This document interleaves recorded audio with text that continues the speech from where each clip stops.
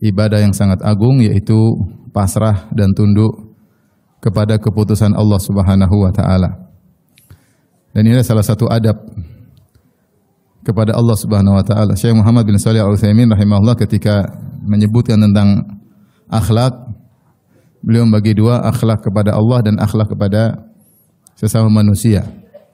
Dan di antara akhlak kepada Allah yaitu menerima segala keputusannya. Dan itulah yang kita disuruh untuk berikrar akan hal ini setiap pagi dan petang dengan berkata, raditu billahi rabba. Aku ridha Allah sebagai Rabbku. Itu ridha Allah sebagai Rabbku, sebagai pengaturku dan segala pengambil keputusan untukku. Ridha dengan keputusan-keputusan Allah Subhanahu wa taala.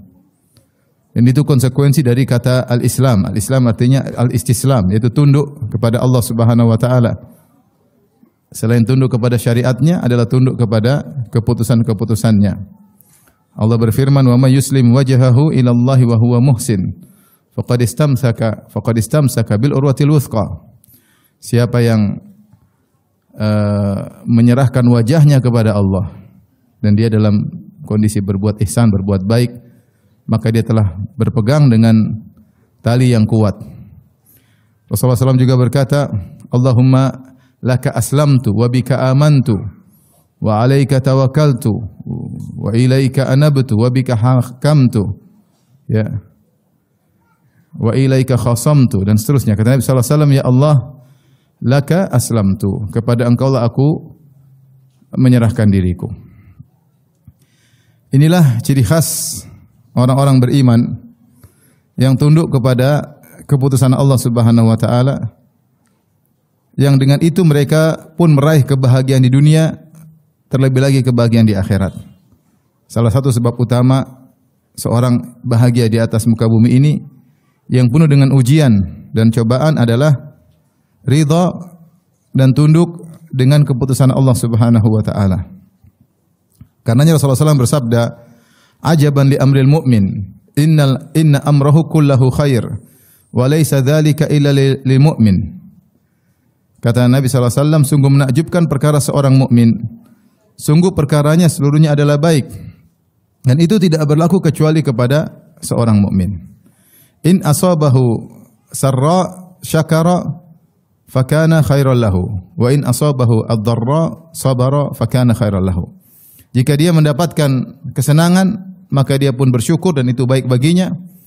Dan jika dia mendapatkan atau ditimpa dengan keburukan, maka dia bersabar dan itu juga baik baginya. Dan ini ciri utama orang beriman. Beriman kepada takdir, salah satu dari rukun iman, iman yang keenam. Ya. Yang mungkin tidak pernah dibahas dalam agama-agama yang lain. Beriman kepada takdir. Karenanya apa yang ditimpa oleh kaum mukminin berupa kesulitan-kesulitan, penderitaan-penderitaan, menjadikan orang-orang non-muslim takjub dengan mereka. Bagaimana kaum muslimin kita lihat diuji dengan berbagai macam ujian, ya, dengan berbagai macam penderitaan, namun mereka tegar. Mereka sangat tegar. Contoh nyata depan mata kita adalah saudara-saudara kita di Palestina. Ya, bagaimana mereka tegar? Tidak lain karena bersandar kepada Allah Subhanahu wa taala. Ya, meyakini ya segala keputusan Allah Subhanahu wa taala yang terbaik bagi mereka. Sehingga mereka bisa kuat dan tegar. Dan juga kita sering mendengar bagaimana para dokter-dokter non-muslim ketika menghadapi pasien-pasien muslim. Mereka dapati bahwasanya pasien-pasien muslim begitu sabar dan tegar. Karena mereka terbiasa tunduk kepada takdir Allah Subhanahu wa taala. Ya. Dan demikian pula ya, secara umum seorang mukmin yang beriman dia akan tegar dalam menghadapi ujian-ujian kehidupan. Ibu yang dirahmati oleh Allah Subhanahu wa taala, pembahasan ini sangat penting bagi kita semua ya. Karena kita tahu dalam kehidupan ini tidak semuanya berjalan dengan yang kita inginkan. Tidak semua cita-cita kita tercapai. Bahkan apa yang kita angan-angankan terkadang yang terjadi adalah bertolak belakang. Ya, sebagaimana dikatakan seorang ingin berlabuh ke utara, ternyata angin bergerak menuju selatan, sehingga dia sulit untuk berlabuh, tapi dia harus berlabuh. Masing-masing kita diuji. Saya rasa tidak ada seorang pun yang tidak diuji. Siapapun dia, mau dia pejabat, mau rakyat jelata, mau orang kaya, orang miskin, laki-laki, perempuan, ya, ibu-ibu, bapak-bapak, suami, istri, ya, anak-anak, orang dewasa, semuanya diuji. Coba tunjukkan kepada saya ada seorang yang tidak diuji, pasti enggak ada. Semuanya pasti sudah diuji dan sedang dalam ujian. Karena memang Allah Subhanahu wa taala ciptakan kita untuk diuji. Untuk diuji. Banyak ayat yang menunjukkan akan hal tersebut. Di antaranya Allah Subhanahu wa taala berfirman, "Alladzi khalaqal mauta wal hayata liyabluwakum ayyukum ahsanu amala." Dia yang menciptakan kehidupan dan kematian untuk menguji kalian, mana di antara kalian yang terbaik amalnya. Allah juga berfirman, "Kullu nafsin dha'iqatul maut wa nabluukum bisyarri wal khairi fitnah wa ilaina turja'un." Setiap yang bernyawa akan merasakan kematian. Wa nabluukum bisyarri wal khairi. Kami menguji kalian dengan kesenangan dan kesulitan. Sebagai fitnah, sebagai ujian. Wa ilaina turja'un, dan kepada kamilah kalian akan dikembalikan. Itu akan kalian kembali untuk menerima raport dari hasil ujian yang kalian kerjakan selama ini. Demikian juga Allah Subhanahu wa taala berfirman, Allah menciptakan alam semesta ini sebagai sarana prasarana untuk menguji manusia. Kata Allah Subhanahu wa taala, "Wa huwal ladzi khalaqas samawati wal arda fi sittati ayyamin wa kana 'arshuhu 'alal ma' liyabluwakum ayyukum ahsanu amala."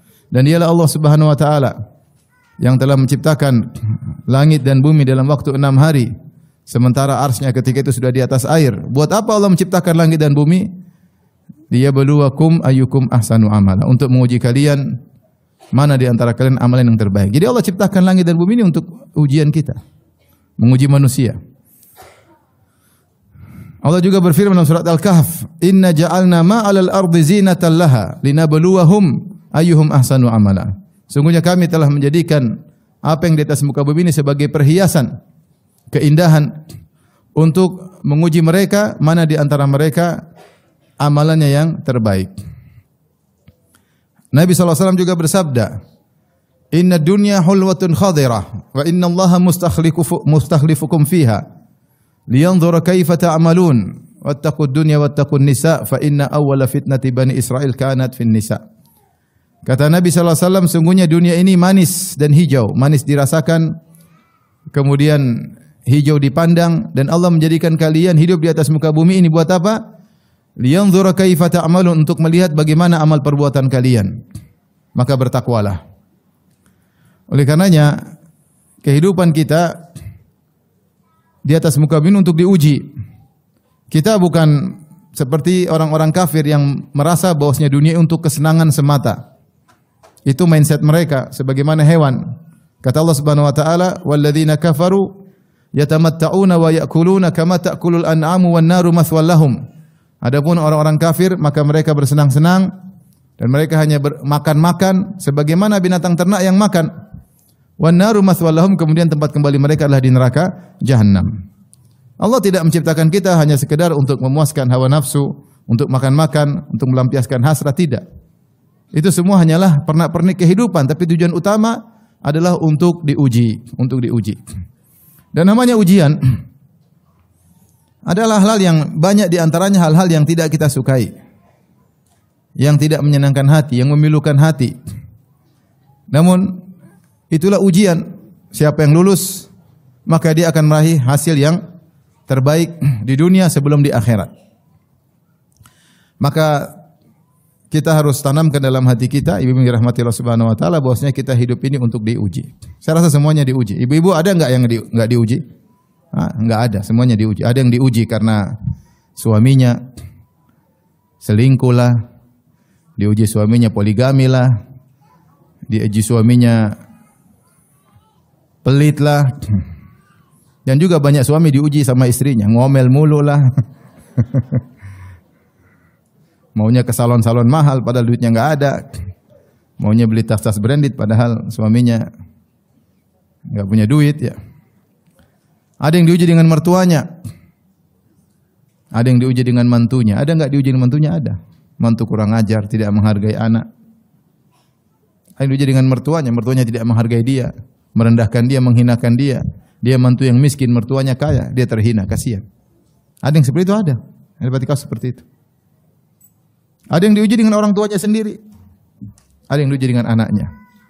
Diuji dengan kesenangan, diuji dengan penderitaan.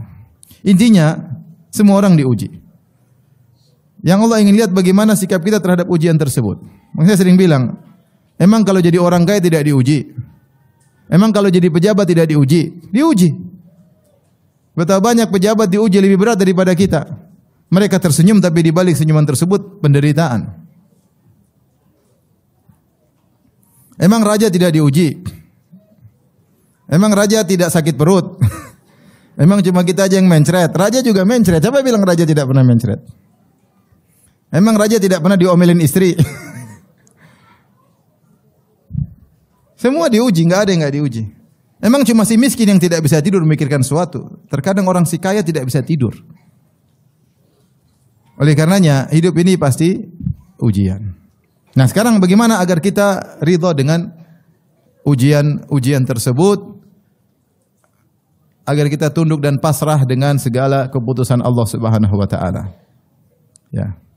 Terutama ibu-ibu yang kadang-kadang ibu-ibu hatinya lemah ya. Baper sehingga ketika dikasih ujian kurang siap menghadapinya. Ya. Oleh karenanya perlu kita berpasrah diri di hadapan keputusan Allah Subhanahu wa taala. Apa yang dimaksud dengan pasrah dan tunduk kepada keputusan Allah Subhanahu wa taala? Maksudnya yaitu kita ridha bahwasanya apa yang Allah berikan itu yang terbaik bagi kita. Itu namanya kita pasrah. Kita pasrah, kita sebagai makhluk, Allah yang mengatur kita, Dia berhak melakukan apa yang Dia kehendaki bagi kita. Dan apa yang Allah pilihkan itu yang terbaik. Itu namanya ridha. Bukan berarti ridha kepada keputusan Allah tidak boleh menangis. Bukan berarti demikian. Nangis, sedih itu biasa. Sedih, khawatir, gelisah. Tetapi tetap ada ridha. Makanya Ibnu Qayyim rahimahullah ta'ala membahas tentang masalah ini. Beliau berkata, apakah seorang menangis, apakah orang kesakitan berlawanan dengan ridha? Tidak berlawanan. Sebagaimana seorang yang sakit, dia harus minum obat yang pahit dan dia ridha minum obat pahit tersebut. Meskipun dia rasa pahit ketika minum obat tersebut. Tapi dia ridha. Karena dia tahu ini obat yang terbaik bagi dia. Meskipun pahit, dia tidak suka, dia telan obat tersebut. Dia minum jamu tersebut. Dia menjalani proses misalnya operasi, dia tahu ini tidak menyenangkan, tapi dia ridha dengan keputusan tersebut. Ini ridha. Tidak ridha itu namanya protes. Kenapa Allah ginikan saya? Kenapa harus saya yang terkena musibah ini? Apa kesalahan saya? Kenapa Allah ambil anak saya? Kenapa begini, kenapa begitu? Itu namanya protes dengan keputusan Allah. Atau teriak.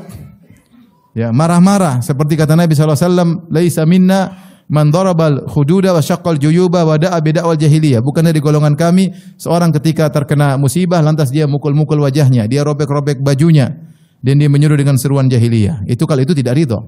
Jadi ridha bukan berarti ketawa ketiwi selalu, enggak. Ya. Hati itu masalah hati. Bahwasanya apa yang Allah berikan kepada saya terbaik, meskipun kita pahit menjalaninya. Oleh karenanya Nabi SAW ya, ketika ya, putranya Ibrahim meninggal, dia menangis. Ya. Sebagaimana cucunya juga ketika meninggal, Nabi bersedih. Ya. Ketika putranya Ibrahim meninggal, Rasulullah SAW menangis. Rasulullah SAW berkata, Innal aina la tadma, wa innal qalba la yahzan, wa la naqulu illa bima yurdi Rabbana. Wa inna bi firaqika ya Ibrahim la mahzunun. Kata Nabi sallallahu alaihi wasallam, sungguh mata ini mengalirkan air mata dan sungguh hati ini bersedih. Tetapi kita tidak mengucapkan kecuali apa yang mendatangkan keridhaan Allah Subhanahu wa taala. Sungguh kami sangat sedih dengan kepergian engkau wahai putraku Ibrahim. Lihat bagaimana Nabi bersedih. Oleh karenanya ketika Ibnu Qayyim ditanya tentang sikap Abu Ali, yaitu Fudail bin Iyad rahimahullahu taala, yang dia memiliki seorang anak yang soleh namanya Ali. Anak yang soleh yang sangat dia cintai, dia sayangi, tahu-tahu anak tersebut meninggal dunia. Dan ketika anaknya meninggal, dia tidak bersedih dan dia tertawa. Dia tertawa. Maka ditanya kepada Ibn Taimiyah rahimahullah, mana yang lebih afdal? Tertawa seperti Abu Ali Fudail bin Iyad yang ketika anaknya meninggal dia masih tertawa, ataukah Nabi yang menangis ketika anaknya meninggal? Pertanyaan sulit. Maksudnya apakah Fudail bin Iyad lebih ridha daripada Nabi sallallahu alaihi wasallam? Jawabannya, Ibnu Qayyim menukil dari perkataan Ibnu Taimiyah bahwasanya Nabi sallallahu alaihi wasallam lebih afdal dan lebih tahu tentang keputusan Allah Subhanahu wa taala, dan Nabi beribadah kepada Allah dengan berbagai ibadah, di antaranya ibadah ridha, di antaranya ibadah rahmat kepada kerabatnya, kepada anaknya. Maka Nabi menangis sebagai tanda rahmat kepada anaknya, dan itulah ibadah sayang kepada seorang anak. Sementara Fudail bin Iyad dia mendominasi sisi ridha dan tidak bisa melakukan ibadah rahmat kepada sang anak, maka dia melakukan satu sisi ibadah saja. Adapun Nabi SAW ya melakukan berbagai macam ibadah, di antaranya ibadah ridha kepada keputusan Allah dan ibadah rahmat kepada sang anak. Makanya beliau menangis, menunjukkan rahmat hati yang luar biasa kepada sang anak, dan sayang kepada anak adalah ibadah. Oleh karenanya namanya ridha kepada keputusan Allah bukan berarti tertawa tertiwi ketika terkena musibah, bukan berarti menunjukkan kegembiraan, tidak harus demikian. Yang penting seorang hatinya tahu ini keputusan Allah dan yakin yang terbaik, maka dia sudah mencapai derajat apa? Ridha. Mencapai derajat ridha, yaitu pasrah kepada keputusan Allah Subhanahu wa taala. Adapun jika dia protes, yaitu baru tidak ridha, ya. Tentunya juga bukanlah yang dimaksud dengan ridha kepada keputusan Allah kemudian seorang pasrah tidak melakukan usaha, ya. Seorang tetap berusaha, dia sakit, dia ridho dengan keputusan Allah, tapi dia berusaha berobat. Dia berusaha berobat, ya. Ada masalah dia hadapi, dia ridho bahwa ini Allah takdirkan masalah ini, tapi dia berusaha mencari solusi. Dia mencari solusi. Oleh karenanya Allah berfirman, "Fasbir kama sabara ulul azmi minar rusul." Sabarlah engkau wahai Muhammad sebagaimana para ulul azmi dari kalangan para rasul. Ternyata para rasul sangat sabar, dikenal dengan ulul azmi, seperti Nabi Nuh alaihissalam yang sangat sabar luar biasa. Nabi Ibrahim sangat sabar luar biasa. Nabi Musa sangat sabar luar biasa. Nabi Isa sangat sabar luar biasa. Kata Allah, sabarlah engkau Muhammad seperti kesabaran mereka, tapi Allah sifati mereka dengan ulul azmi, yaitu orang-orang yang memiliki tekad. Menunjukkan apa? Dalam kesabaran mereka, mereka punya tekad yang kuat untuk mencari yang terbaik. Makanya Nabi Nuh alaihissalam ketika pasrah, ternyata dia berdakwah sekian ratus tahun tidak beriman, dia tetap berdakwah. Sampai Allah mengatakan, lan yu'mina, tidak akan beriman kepada engkau illa man qad aman, kecuali yang telah beriman. Baru setelah itu dia tahu bahwasanya dia berdakwah pun tidak mungkin bisa ada hasilnya, karena Allah Subhanahu wa taala mengatakan umatmu tidak akan beriman lagi. Lan yu'mina laka illa min qaumika illa man qad aman. Bahwasanya tidak ada lagi beriman kecuali yang telah beriman.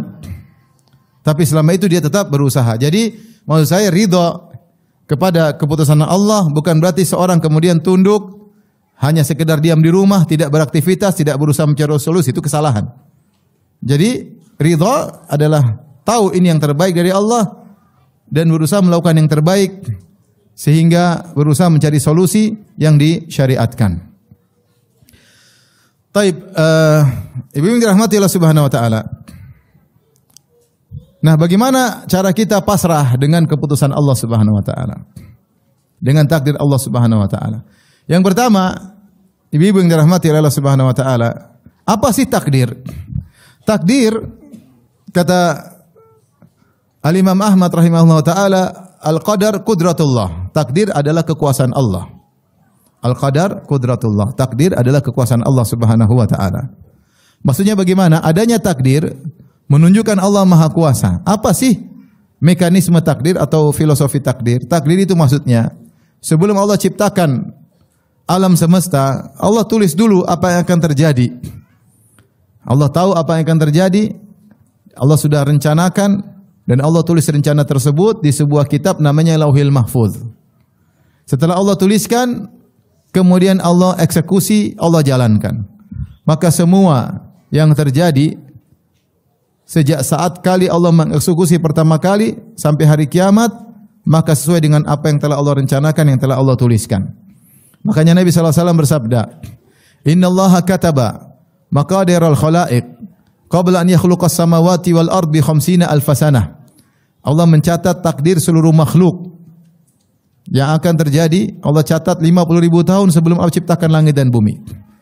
Jadi sebelum langit dan bumi diciptakan 50.000 tahun sebelumnya Allah sudah catat semua takdir makhluk yang akan terjadi di alam semesta. Nabi juga SAW bersabda, Awwalu ma khalaqallahu al-qalam, faqala lahu uktub. Pertama kali Allah ciptakan adalah pena, lalu Allah berkata, tulislah wahai pena. Pena berkata, wa madza aktub? Apa yang aku tulis ya Allah? Kata Allah Subhanahu wa taala, uktub ma huwa kainun ila yaumil qiyamah. Tulislah semua yang akan terjadi sampai hari kiamat.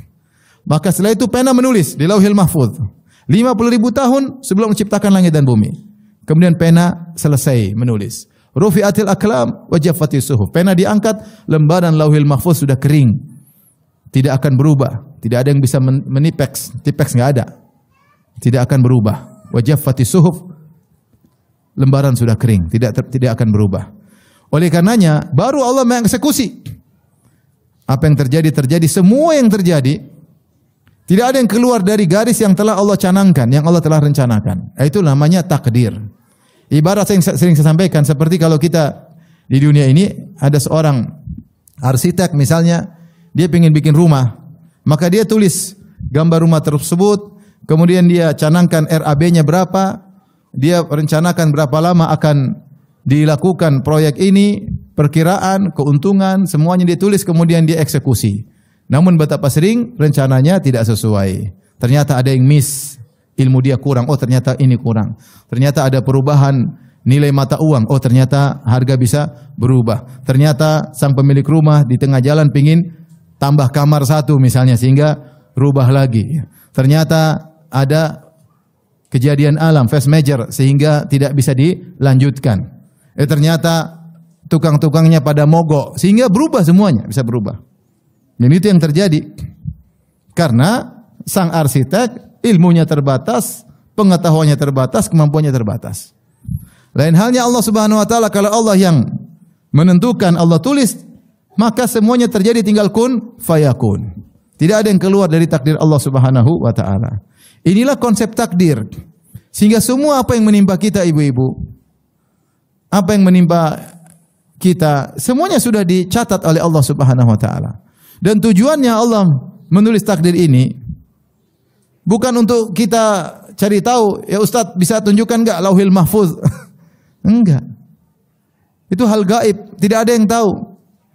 Allah sembunyikan takdirnya, tidak Allah beritahukan kepada malaikat dan tidak Allah beritahukan kepada para nabi, kecuali sebagian saja Allah kasih tahu. Tidak ada yang tahu isi Lauhil Mahfuz.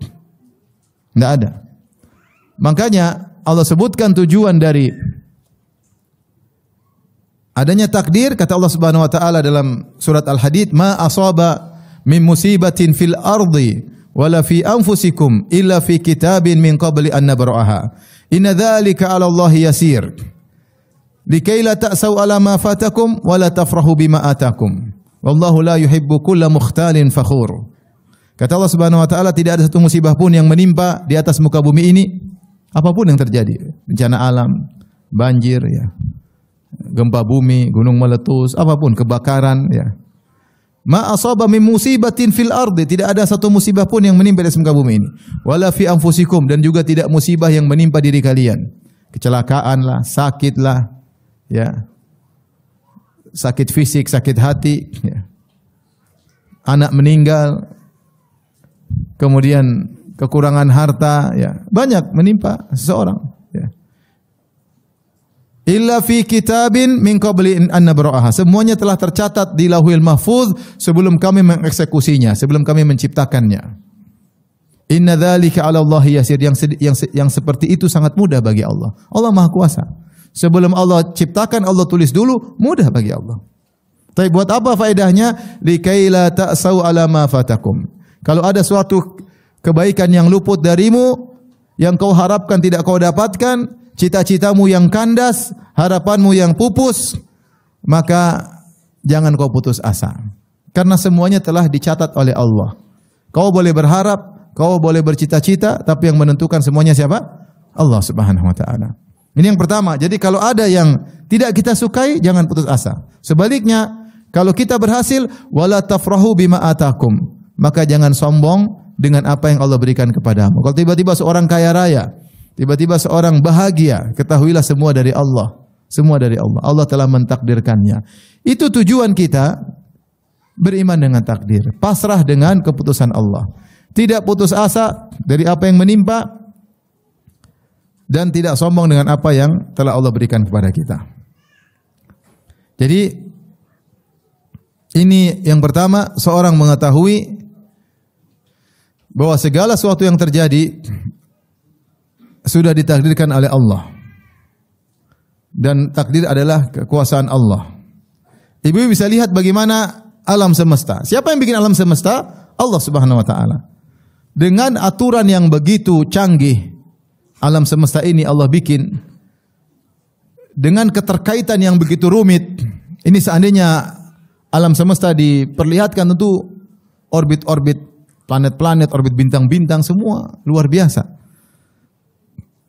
Gampangannya bagaimana matahari yang mungkin sudah berjalan selama entah juta tahun, ya, tetap pada orbitnya. Wa kullun fi falakin yasbahun. Matahari dan bulan pada orbitnya, bintang-bintang dan yang lainnya. Luar biasa. Ya. Bagaimana Allah bisa mengatur alam semesta luar biasa seperti ini? Bagaimana Allah menciptakan manusia yang luar biasa? Bagaimana Allah menyiapkan sarana prasarana untuk manusia? Bagaimana Allah menjadikan ternyata dalam bumi berbagai macam kekayaan yang cocok untuk keperluan manusia? Banyak sekali.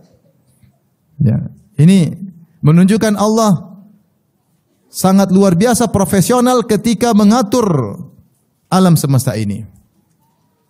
Aturan yang sunnatullah yang luar biasa. Yang kemudian muncullah pakar-pakar, setelah itu Allah bukakan ilmu mereka sedikit-sedikit sehingga mereka akhirnya menemukan rumus-rumus aturan-aturan alam semesta. Rumus kimia itu akibat apa? Maksudnya alam semesta aturan yang sudah berjalan. Siapa bikin aturan tersebut? Allah Subhanahu wa taala.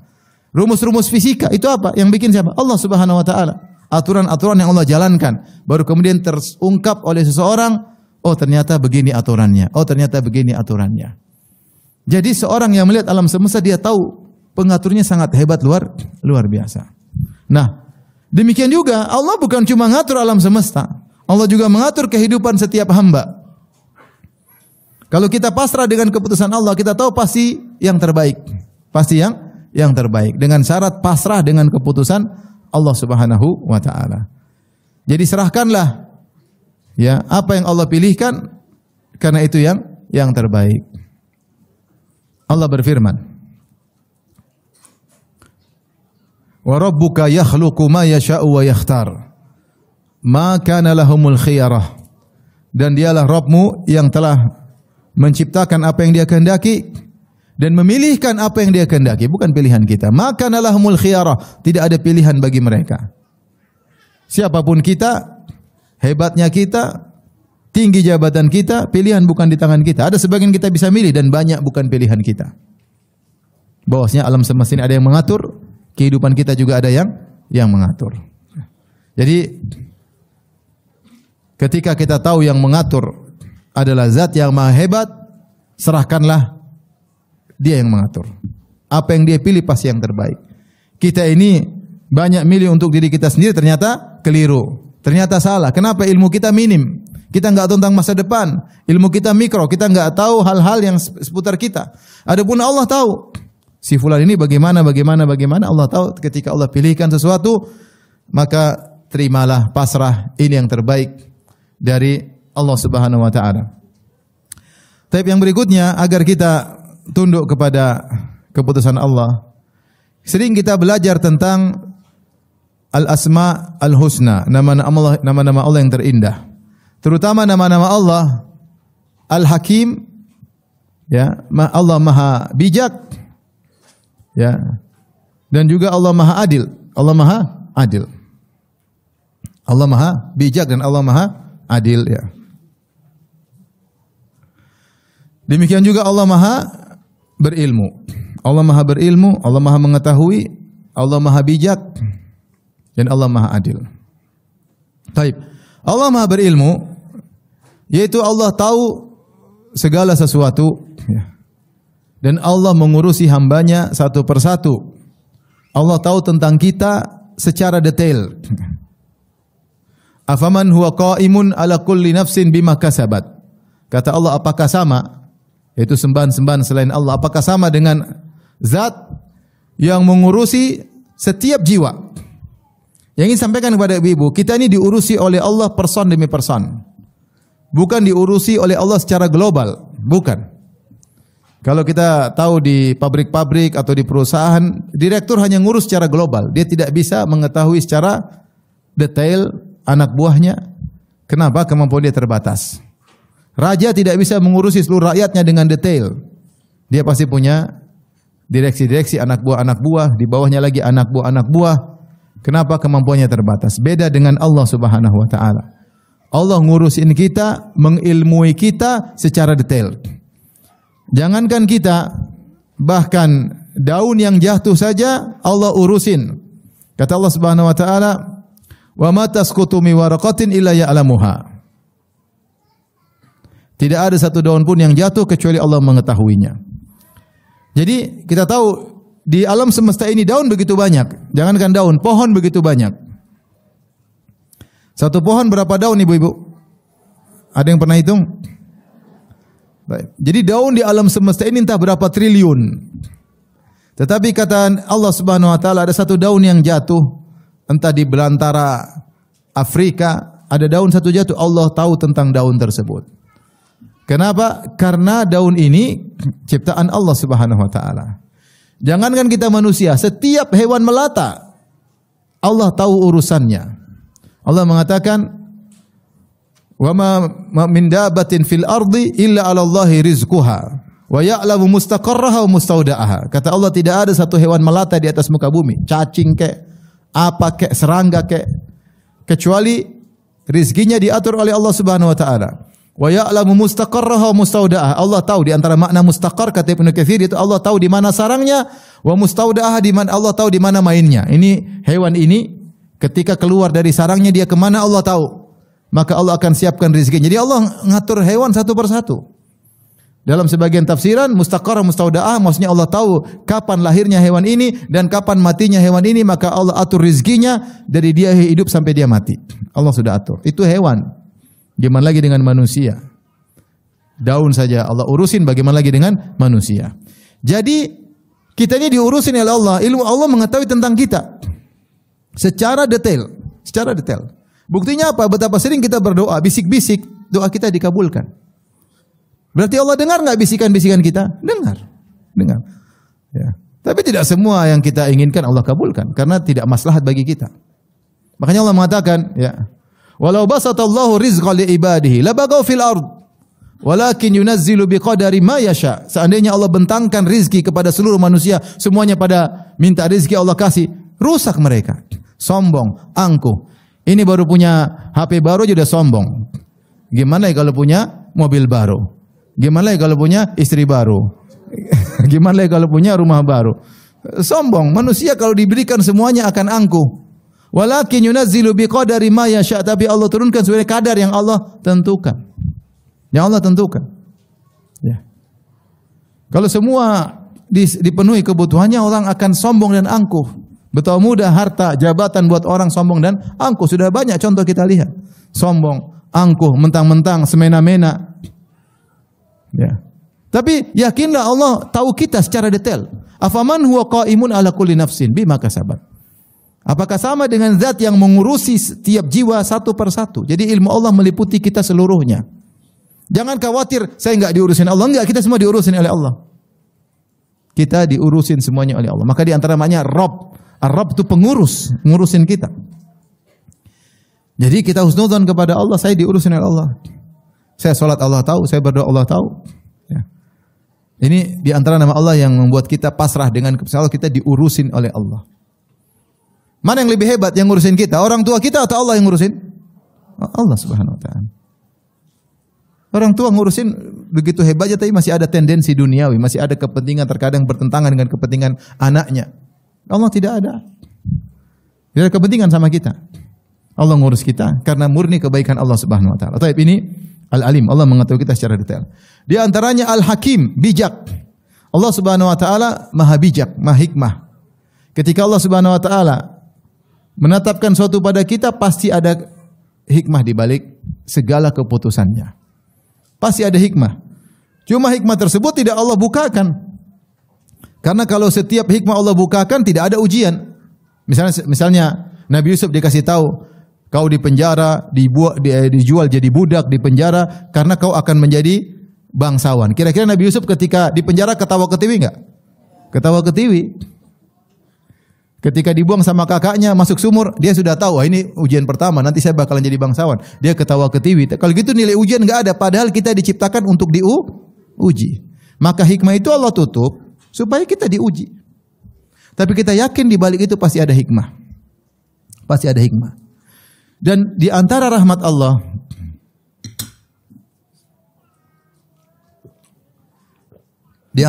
Allah, sebagian musibah yang kita alami, kita lihat hikmahnya. Tapi tidak semua Allah tampakkan. Sebagian musibah yang kita alami, kita lihat hikmahnya di balik itu. Terkadang langsung, terkadang butuh waktu bertahun-tahun. Benar ini. Oh ternyata ada hikmahnya. Oh ternyata ada hikmahnya. Allah tidak ungkap langsung, kadang-kadang bertahun-tahun. Nah, sebagian ujian kita belum paham. Tapi cukup apa yang Allah sudah bukakan hikmahnya, kita analogikan, kita kiaskan. Selesai. Bukankah kau pernah mengalami musibah dan kau tahu hikmahnya di balik itu? Nah, banyak musibah yang kau tidak paham hikmahnya, sudah kau hukumnya sama. Pasti ada hikmah dengan syarat engkau bersabar, husnudzon kepada Allah Subhanahu wa taala. Maka Allah Al-Hakim. Tidak mungkin Allah berbuat sesuatu ngawur, enggak mungkin. Ya. Ketika Allah membinasakan para mujrimin, itu pun di atas hikmah kebijakan Allah Subhanahu wa taala. Ketika Allah menguji orang-orang beriman, itu pun atas kebijakan Allah Subhanahu wa taala. Tidak mungkin Allah menciptakan atau memutuskan suatu perkara abathan, hanya sia-sia, hanya main-main, hanya senda gurau. Enggak. Kita yakin Allah Maha bijak. Ini membuat kita tenang. Apapun yang menimpa kita pasti ada hikmahnya dan pasti baik. Makanya di antara tafsiran firman Allah, "Ma kana lahumul khiyarah wa rabbuka yakhluqu ma yasha'u wa yakhtar" dalam surat Al-Qasas. Dan dialah Allah yang menciptakan apa yang Dia kehendaki, yaitu mengeksekusi apa yang Dia inginkan. Wa ma tasyauna illa yasha'allahu rabbul alamin, apa yang kalian kehendaki di bawah kehendak Allah Subhanahu wa taala. Apa yang kau kehendaki, yang Dia kehendaki, yang terjadilah kehendak Allah, bukan kehendakku, bukan kehendakmu. Wa rabbuka yakhluqu ma yasha', Allah menciptakan apa yang Dia kehendaki, wa yakhtar, dan Dia memilih apa yang Dia kehendaki. Maka lahumul khiyarah, tidak ada pilihan bagi mereka. Ini tafsiran pertama. Dan ini tafsiran mayoritas ulama. Sebagian ulama seperti Ibnu Jarir At-Tabari menafsirkan maka lahumul khiyarah, maksudnya apa yang Allah pilihkan bagi mereka itu yang terbaik. Maka lahumul khiyarah. Ma di sini bukan ma nafiyah tapi ma al-mausulah. Kalau yang pertama ma kana lahumul khiyarah, tidak ada pilihan bagi mereka, ma adalah ma an-nafiyah. Tapi tafsiran kedua ma adalah al-mausulah, yaitu alladzi kana lahum al-khiyarah. Apa yang Allah tetapkan adalah yang terbaik bagi mereka. Dan itu pasti ada hikmahnya karena Allah adalah Al-Hakim, Maha bijak. Tapi di antara yang perlu kita renungkan, ibu yang rahmati Allah Subhanahu wa taala. Allah adalah Maha Adil. Allah Maha Adil. Saya bawa sedikit perenungan ya. Allah Maha Adil. Tapi mungkin ada yang bertanya, Ustaz, kenapa dia cantik, saya kok kurang cantik? Mana keadilan Allah Subhanahu wa taala? Ketahuilah, masing-masing ada ujiannya. Si cantik ada ujiannya enggak? Ada ujian yang mungkin tidak seperti si kurang cantik. Gara-gara dia cantik, maka dia sering joget-joget di TikTok. Tergoda dia ingin menampilkan kecantikannya. Coba yang wajahnya kurang cantik, malu. Sudah elek, ireng, TikTokan ya. Sehingga dia terjauhkan dari maksiat. Orang cantik terkadang terkena banyak musibah. Bukankah Nabi Yusuf alaihissalam di penjara gara-gara ganteng? Coba kita bukan ganteng, maksudnya kurang ganteng, makanya nggak ada yang di penjara. Nabi Yusuf alaihissalam Gara-gara ganteng di penjara. Benar enggak ibu-ibu? Benar. Gara-gara ganteng di penjara. Gara-gara dia ganteng digoda oleh Zulekha. Alhamdulillah Allah berikan iman yang kuat. Kalau enggak, hilang. Ya. Gugur. Maka masing-masing ada ujiannya. Jadi Allah Maha Adil. Allah Maha Adil. Ustaz, kenapa dia kaya, saya miskin? Baik. Miskin kaya masing-masing ada ujiannya. Contoh saja, saya sebutkan. Contoh masalah sedekah. Kata Nabi SAW, sabaqa dirhamun mi'ata alfi dirham. Satu keping dirham mengungguli 100.000 dirham. Kok bisa? Wa kaifa dzalik? Kenapa bisa demikian? Rasulullah jelaskan bahwasanya ini seorang miskin, dia pulang ke rumahnya, dia mendapati 2 keping dirham. Maka dia pilih keping dirham yang terbaik. Keping dirham dari logam, dari fiddah, dari perak. Sama-sama, misalnya nilainya 1 dirham, tapi ini kepingannya lebih bagus. Dia ambil kepingan yang lebih bagus daripada kepingan satunya, dia sedekahkan. Berarti dia sedekahkan 50% lebih hartanya. Minimal 50%. Yang satunya dia punya uang mungkin jutaan dirham. Dia sedekahkan 100.000 dirham dengan kurang rasa kebutuhan. Ya 100.000 dirham dia kasih aja. Tidak ada rasa, tidak seperti yang dirasakan oleh si miskin ketika bersedekah 1 dirham. Tapi kata Nabi, 1 dirham mengungguli 100.000 dirham. Ini contoh, adil enggak? Adil. Sedekah ini tidak sama dengan sedekah yang sana.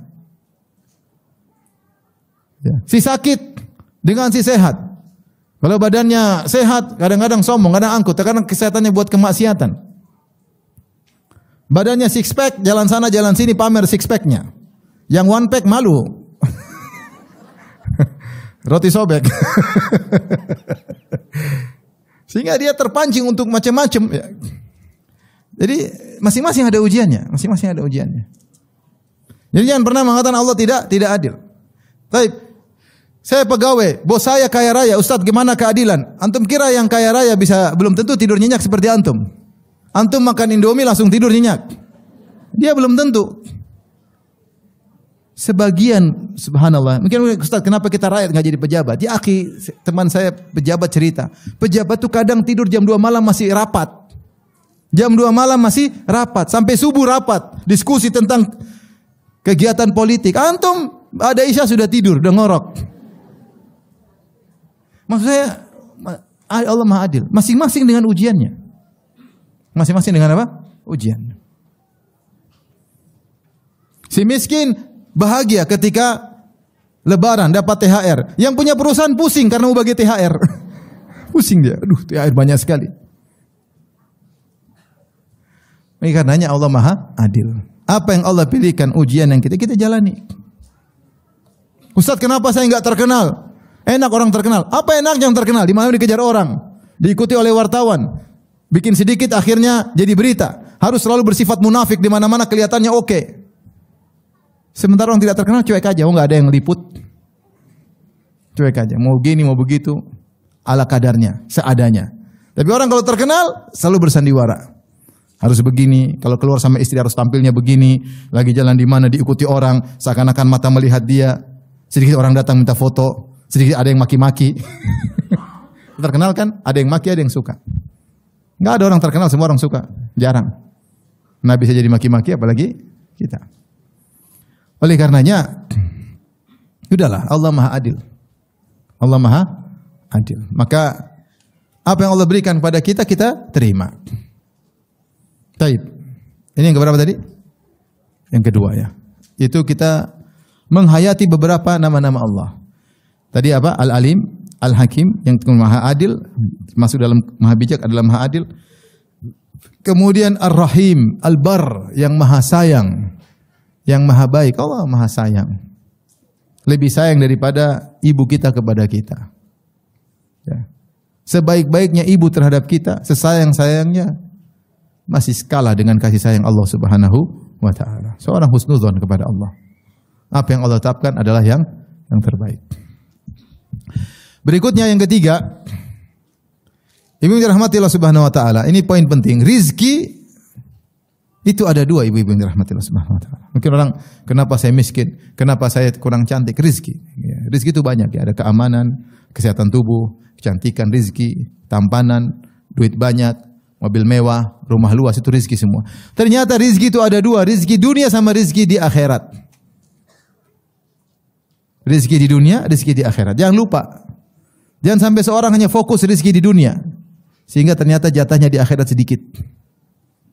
Bisa jadi seorang jatah rizkinya di dunia sedikit, ternyata jatahnya di akhirat banyak. Allah menamakan kenikmatan surga dengan rizki. Padahal banyak ayat. Ya, seperti firman Allah Subhanahu wa taala, "Lahum maghfiratun wa rizqun karim." Bagi mereka orang yang bertakwa, ampunan dan rizki yang mulia.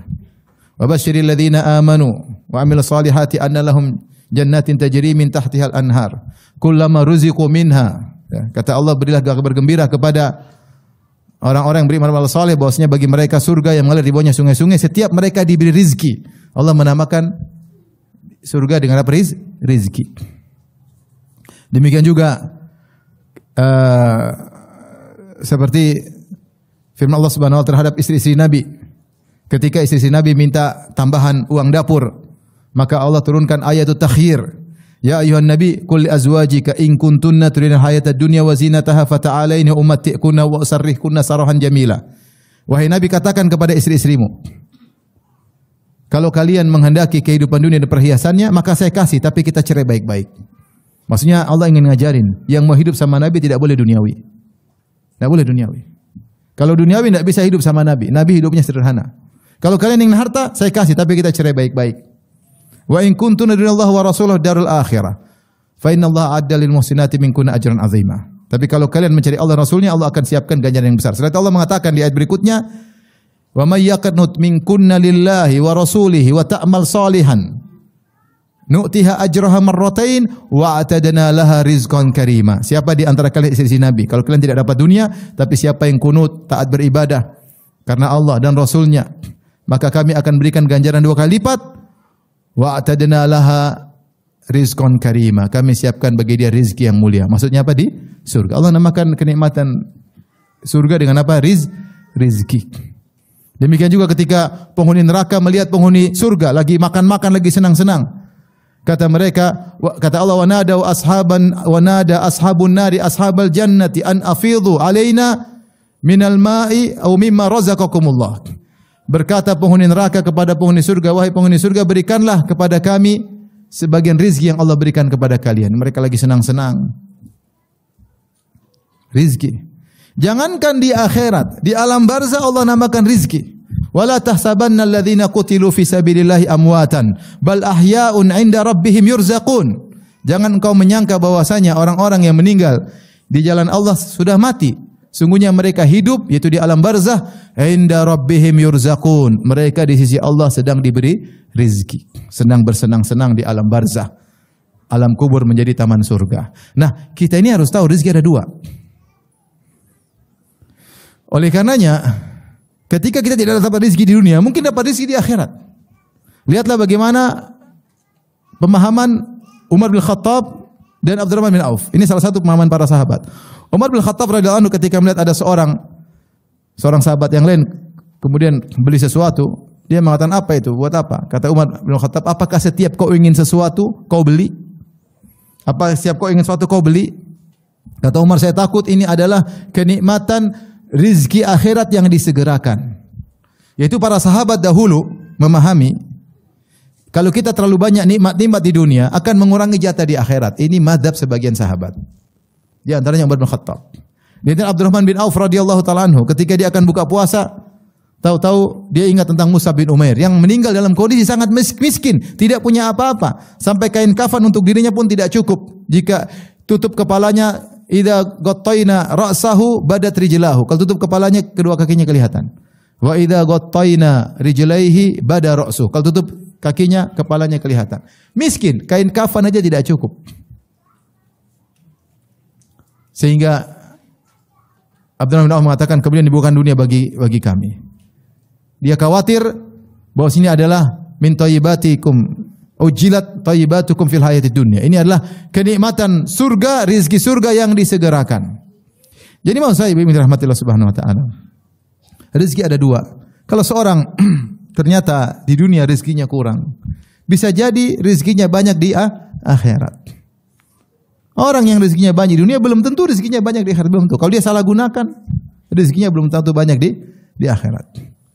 Maka usnudzon, ya, Allah Maha Adil. Allah Maha adil. Jadi jangan kita jadikan dunia ini sebagai akhir dari segala sesuatu, tidak. Setelah ini ada alam berikutnya. Alam barzakh.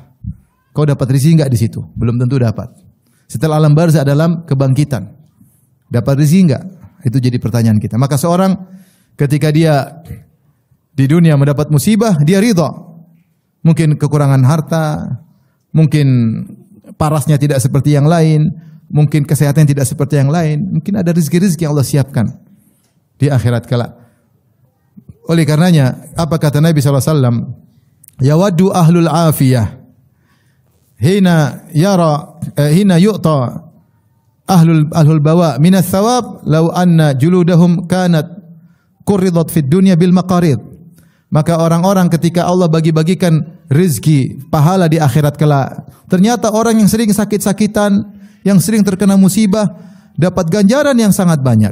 Sehingga orang yang masuk surga tapi dia ternyata hidupnya nyaman, dia pingin kembali lagi ke dunia, berangan-angan seandainya di dunia, dulu kulit kami digunting-gunting oleh gunting besi. Kenapa? Karena dia tahu ternyata orang terkena musibah, pahalanya sangat besar. Rezekinya sangat banyak di akhirat. Tentunya kita tidak ingin dikasih musibah, tapi kalau dikasih musibah kita positive thinking. Jadi kita ridha dengan keputusan Allah Subhanahu wa taala.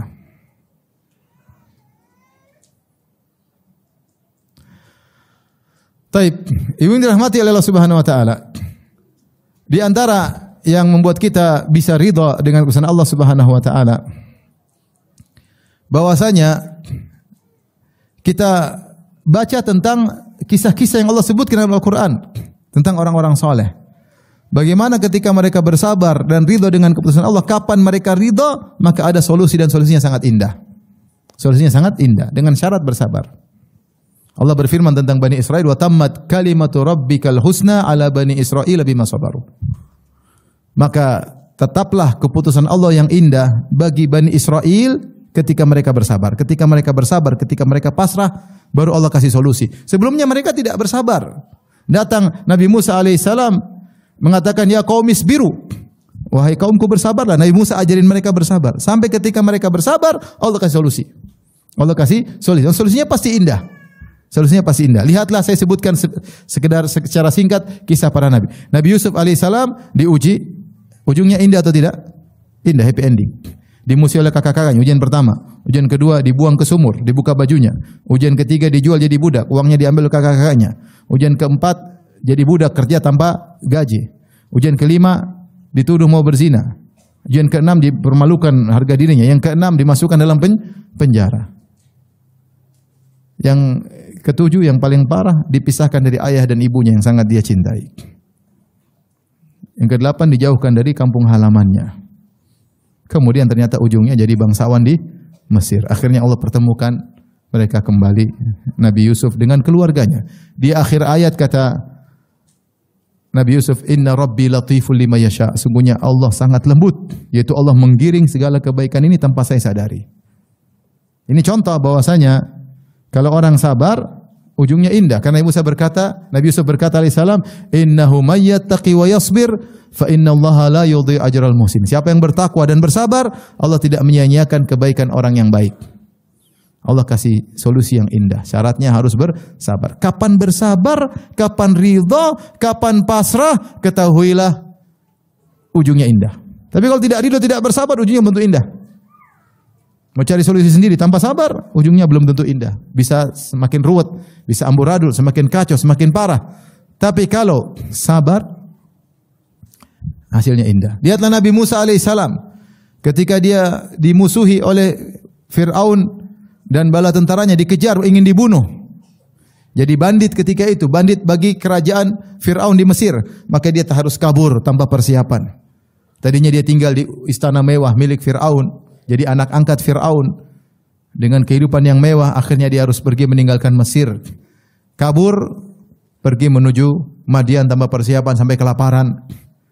Kelaparan sampai disebutkan dia makan dedaunan. Karena dia pergi tanpa persiapan, berjalan ratusan kilo. Dari Mesir ke Madian, dari benua Afrika ke benua Asia. Luar biasa, antar benua. Sampai kelaparan. Sampai tubuhnya hijau karena banyak makan daun. Tapi ternyata diusir itu ada hikmahnya. Ternyata dia ketemu wanita solehah, luar biasa. Ternyata ada cewek soleha yang Allah siapkan di Madian. Antar benua, luar biasa. Tidak apa-apa, bolehkah nikah antar benua?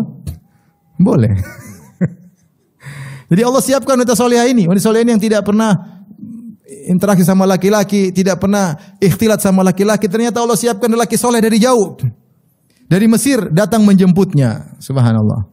Ternyata Nabi Musa juga mendapati mertua yang soleh. Ternyata Nabi Musa harus jadi penggembala kambing. Ternyata di balik penggembala kambing adalah persiapan dia untuk ngurusi umat. Dan setiap Nabi pasti menggembalakan apa? Kambing. Siapa yang sangka Nabi Musa anak raja jadi penggembala kambing? Ternyata Allah atur dia jadi penggembala kambing. Hasilnya indah atau tidak? Indah. Dengan sabar. Lihatlah Nabi Ibrahim alaihissalam diusir dari negerinya. Harus keluar dari negerinya. Kemudian akhirnya dia bersabar, akhirnya berdoa kepada Allah dapat anak soleh. Akhirnya punya anak apa? Ismail. Istrinya cemburu, Sarah, dia sabar.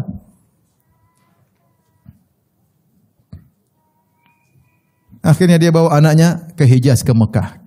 Di Mekah akhirnya bangun Ka'bah. Keluarlah Nabi Muhammad SAW dari keturunannya. Luar biasa. Seandainya Sarah tidak cemburu, mungkin Hajar tidak dibawa ke Mekah. Dan tidak ada cerita Nabi Muhammad di Mekah. Di balik kesabarannya terhadap kecemburuan istrinya, perpisahan dengan istrinya Hajar, ternyata ada hikmah akan lahirnya Nabi Muhammad SAW. Banyak cerita kalau kita mau baca kisah-kisah ya para nabi, kisah-kisah solihin, semuanya di balik itu ada hikmah. Maka seorang pasrah dengan keputusan Allah Subhanahu wa taala.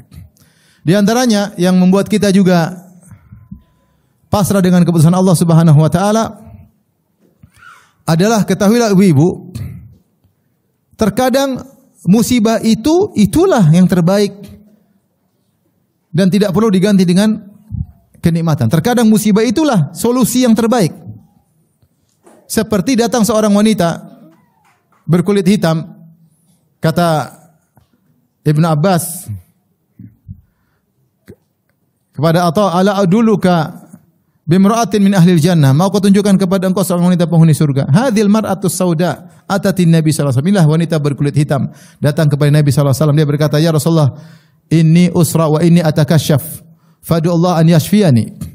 Ya Rasulullah, saya ini kena kejang-kejang. Ada yang mengatakan saya kerasukan jin. Dan saya kalau sedang kamut, saya sedang kumat, maka saya kemudian kejang-kejang dan akhirnya tersingkap sebagian auratku. Mungkin kakinya terbuka, mungkin lengannya terbuka, mungkin rambutnya terbuka. Doalah kepada Allah agar saya sembuh. Kata Nabi SAW, in syi'ti da'autullaha an yashfiyaki. Kalau kau mau saya berdoa kepada Allah maka kau sembuh. Wa in syi'ti sabarti walakil jannah. Kalau kau mau, kau sabar, kau masuk surga. Kata dia, saya pilih sabar. Jadi ternyata solusinya tetap berpenyakit sampai meninggal dunia. Tapi dia berkata, walakin udullah ala atakasyaf. Tapi berdoalah kepada Allah agar ketika saya kumat tidak terbuka aurat. Rasulullah doakan sehingga ketika dia kejang-kejang tidak tersingkap aurat. Sampai mati dia kejang-kejang. Sampai mati penyakitnya tidak hilang. Ternyata dia berpenyakit, itulah solusi terbaik bagi dia. Maksudnya tidak mesti solusi kemudian berganti dengan apa yang kita inginkan. Paham? Terkadang solusi adalah kematian. Seperti apa? Seperti Ashabul Ukhdud.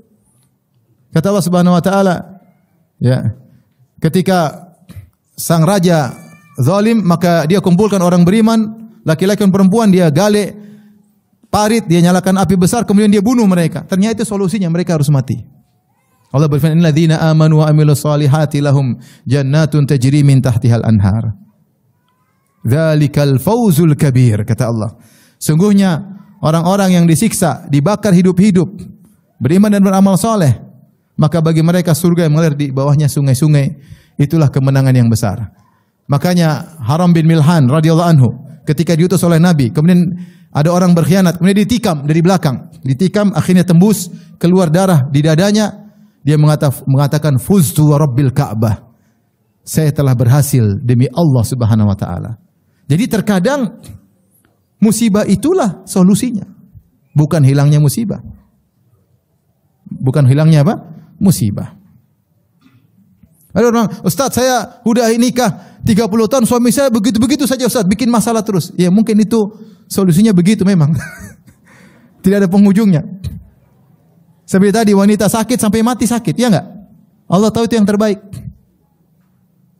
Allah tahu itu yang terbaik. Makanya dalam surat Muhammad Allah Subhanahu wa taala ya berfirman ya fa idza laqitumul ladzina kafaru fadharbar riqab hatta idza athkhantumuhum fashuddul wathaq fa imma mannan ba'du wa imma fidaan hatta tada'ul harbu auzaruha. Kemudian kata Allah, walau yasha'ullahu lantasara minhum. Kalau Allah berkehendak Allah akan menangkan mereka. Walakin liyabluwa ba'dakum bi ba'd. Tetapi Allah ingin menguji. Jadi memang Allah ingin kasih ujian. Allah terkadang tidak menangkan kaum muslimin, terkadang tidak menangkan. Memang Allah ingin mereka mati. Makanya Allah mengatakan kalau Allah berkehendak Allah menangkan selalu. Ternyata Allah tidak menangkan. Sebagaimana Ashabul Ukhdud Allah tidak menangkan. Memang Allah ingin mereka mati.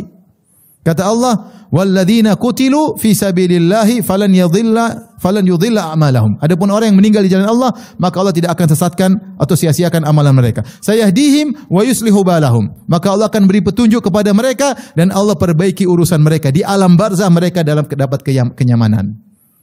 Ternyata mereka dapat rizki dengan cara meninggal dunia. Rizki yang indah di alam barzah. Wa yudkhiluhumul jannata arrafaha lahum. Dan di akhirat Allah masukkan surga dan Allah kenalkan di mana tempat mereka tinggal di surga. Ternyata solusinya adalah kematian. Ternyata solusinya adalah kematian. Jadi terkadang Ustaz saya sudah berusaha berdoa, ternyata ya sudah memang solusinya. Seorang punya anak misalnya sakit. Dia berdoa, ternyata bertahun-tahun akhirnya meninggal. Saya punya kawan ada begitu. Anaknya autis bertahun-tahun sampai besar meninggal akhirnya. Ya sudah bilang, bukan kenapa Allah tidak kabulkan? Enggak, ya itu solusinya memang kau ingin dikasih pahala dengan cara seperti itu. Ini anak juga autis, mungkin dia meninggal sebelum balik menjadi pemberi syafaat bagimu. Kalau dia normal belum tentu dia bisa hidup jadi anak yang soleh. Kita enggak tahu. Kita enggak tahu. Oleh karena apa yang Allah putuskan itu yang terbaik dengan syarat kita bersabar. Jadi kaidah menyatakan keputusan Allah pasti yang terbaik bagi seorang mukmin dengan syarat dia apa? Bersabar. Kalau enggak bersabar, keputusannya belum tentu baik. Tambah parah, tambah buruk, semakin habis imannya, semakin rusak. Taib. Yang terakhir, karena waktu sudah habis ya. Atau sebelum terakhir jangan lupa sebelum melakukan sesuatu ibu-ibu ikut prosedural. Prosedural apa? Istikharah. Agar kita tidak diwaswasi oleh syaitan. Jadi prosedural seorang dalam melakukan suatu kegiatan, dia prosedural, dia bertakwa, dia berdoa, dia istikharah, musyawarah, dia ambil keputusan kalau ternyata tidak sesuatu itu yang terbaik. Meskipun kelihatannya buruk, itu yang terbaik. Membuat kita menyesal terkadang was-was suudzon kepada Allah kalau kita tidak prosedural. Kita curang, kita tidak istikharah. Intinya yang terakhir bahwasanya orang yang pasrah dengan keputusan Allah maka dia akan bahagia di dunia sebelum di akhirat. Itulah perkataan Ibnu Taimiyah rahimahullahu taala, inna fid dunya jannatan man lam yadkhulha lam yadkhul jannatal akhirah. Di dunia ini ada surga. Siapa yang tidak bisa memasuki surga dunia, dia tidak akan masuk surga akhirat. Ibnu Taimiyah ingin mengatakan orang beriman, orang sabar dia pasti bahagia. Bagaimana tidak bahagia? Innallaha ma'as sabirin. Allah bersama orang-orang yang sabar. Bagaimana tidak bahagia? Wallahu yuhibbus sabirin. Allah mencintai orang-orang yang bersabar. Ibnu Taimiyah menyampaikan perkataan ini sementara dia di penjara berulang-ulang. Dimusuhi oleh banyak orang, tapi dia menunjukkan dia bahagia. Dia mengatakan sungguhnya di dunia ada surga. Siapa yang tidak bisa masuk surga kebahagiaan dunia, dia tidak akan merasakan kebahagiaan di akhirat. Artinya yang dia mengatakan orang beriman pasti surga, pasti bahagia di dunia apapun yang dia rasakan. Apa kata orang beriman ketika ditakut-takuti dengan kekalahan? Qul la yusibana illa ma kataballahu lana huwa maulana wa 'ala Allahi falyatawakkalul mu'minun. Kata Allah Subhanahu wa taala, katakanlah tidak ada yang menimpa kami kecuali apa yang telah Allah catatkan, yang Allah takdirkan. Tidak ada yang keluar dari keputusan Allah. Apa yang menimpa kami? Qul la yusibana illa ma kataballahu lana. Tidak ada yang menimpa kami kecuali keputusan Allah. Huwa maulana, dialah penolong kami, dialah yang pengurus kami. Kita ini yang urus siapa? Allah Subhanahu wa taala. Wa 'ala Allahi falyatawakkalul mu'minun. Tujuan yang penting bertawakallah kepada Allah, pasrah, tawakal. Tawakal. tenang hati seorang mukmin.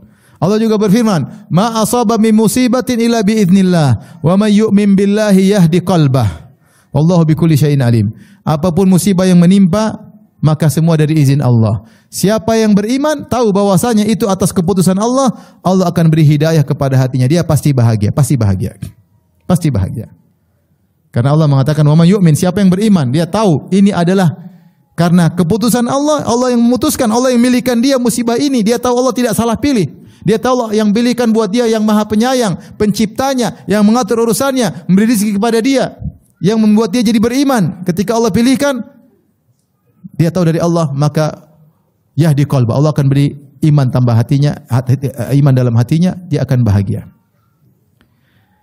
Kemudian juga kata Allah Subhanahu wa taala tentang orang-orang yang terkena musibah, alladzina idza asabatuhum musibatun qalu inna lillahi wa inna ilaihi raji'un. Ulaika alaihim salawatu min rabbihim wa rahmah wa ulaika humul muhtadun. Orang-orang tatkala terkena musibah, dia berkata, inna lillahi wa inna ilaihi raji'un. Kami ini milik Allah dan kami semua akan kembali kepada Allah. Kata Allah, ulaika alaihim salawatu min rabbihim wa rahmah.